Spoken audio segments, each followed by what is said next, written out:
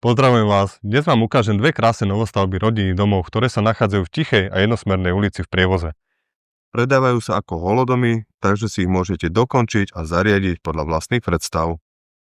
Hoci je pozemok spoločný, dá sa jednoducho prispôsobiť tak, aby mal každý majiteľ svoje súkromné miesto na oddych, grilovanie a stretnutie s blízkymi. Praktickosť doplňajú skryté z vody dažďovej vody a vlastná studňa, ktorá prinesie úsporu prevádzkových nákladov. K vysokému štandardu vybavenia patrí aj alarm, hliníkové vstupné dvere, predpríprava na elektrické žalúzie a priestranná dvojgaráž s bránou na diaľkové ovládanie. Na poschodí nájdete komfortné spálne, hlavná so šatníkom a vlastnou kúpeľňou plus ďalšie samostatné izby s vlastnou kúpeľňou.